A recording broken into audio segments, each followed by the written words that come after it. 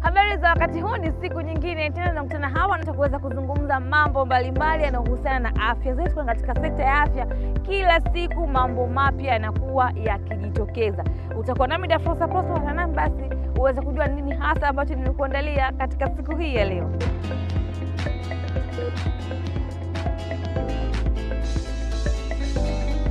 Leo hii tutazungumzia tatizo la kutokupata choo, ama kwa lugha ya Kiingereza wanaita constipation. Hii inamaanisha kwamba binadamu anakuwa anapata choo kigumu au anapata choo kwa shida sana. Kwa kuzungumzia mada hii ya siku ya leo, ni daktari bingwa wa magonjwa ya ini pamoja na mfumo wa chakula kutoka Hospitali ya Taifa Muhimbili. Chanzo cha constipation, dalili zake, lakini pia matibabu yake. Naye basi uweze kujifunza mengi juu ya mada yetu ya siku ya leo ya kutokupata choo ama constipation.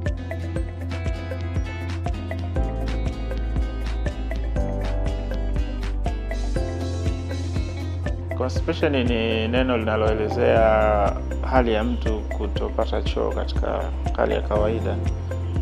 Pengine watu wengine wamezoea wanapata choo kila siku, wengine baada ya siku moja. Sasa hiyo hali hiyo ndio ambayo tunasema constipation. Wakati mwingine wagonjwa wanasema mimi bana tu sipati choo vizuri, lakini choo changu ni laini, lakini nikienda choo naona kama natumia muda mrefu sana, au naona choo changu kigumu. Yes, kwa hiyo namna hiyo.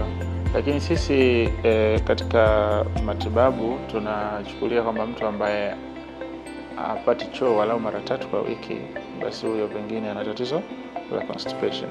Lakini pia hizi uzoefu wa wagonjwa na wenyewe pia unatupa taarifa zaidi, kwa sababu wakati mwingine na kweli mtu anapata choo kila siku, lakini analalamika kwamba mimi I'm feeling constipated. Kwa sababu gani? Choo hakitoki vizuri au unapata kidogo sana. Wakati mwingine vitu vya namna hiyo. Kuna maelezo mengi ambayo wagonjwa wanatoa kuelezea constipation ni kitu gani. Ziko aina za constipation na aina kubwa 2.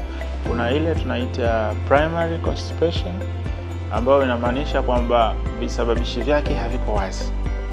Kwamba umekuja hospitali na umelalamika una constipation na hatuwezi kupata kisababishi cha wazi. Hiyo inaitwa primary constipation. Ya pili tunaita secondary constipation, ambayo inamaanisha kwamba wewe umepata hali hii ya kukosa choo, lakini visababishi vyake vinaweza vikagundulika na vikatibika kwa maana ya kuviondoa visababishi au kwa kutoa dawa aina fulani.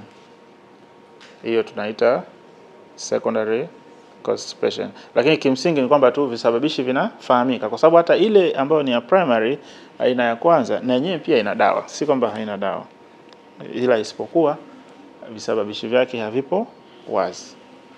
Kwa hiyo nikiongelea hii aina ya pili ambayo tunaita secondary constipation, ambayo visababishi vyake vipo wazi, viko vya aina nyingi. Kwa hivyo vinaweza vikatokana na labda mtu hanywi maji ya kutosha, si ndivyo? Hatumii vyakula vyenye nyuzi, vitu kama hivyo, matunda. Kwa hiyo hali kama hii inaweza kumletea constipation. Lakini pia madawa, kuna baadhi ya dawa zinaweza zikasababisha constipation. Kama tunavyojua hakuna dawa isiyokuwa na side effect. Kwa hiyo ziko dawa za aina tofauti ambazo watu wanazitumia kwa sababu tofauti. Baadhi ya dawa hizo zinaweza zikasababisha constipation. Kwa hiyo mgonjwa anapokuja kwa daktari akilalamika kwamba mimi bana sipati choo, ni jukumu la daktari kutazama, kumuuliza mgonjwa kwamba bana unatumia dawa gani? Una magonjwa gani ya muda mrefu au ambao siku za karibuni umetumia dawa? Kutegemea na yale maelezo mgonjwa anayatoa, inawezekana daktari akagundua kwamba katika hizi dawa 3, hii moja inawezekana inaleta constipation. Kwa hiyo ni jukumu sasa la daktari itakuwa kusema hii dawa tuiache au tubadilishe mbadala au vitu vya namna hiyo, kutegemea na dalili za mgonjwa.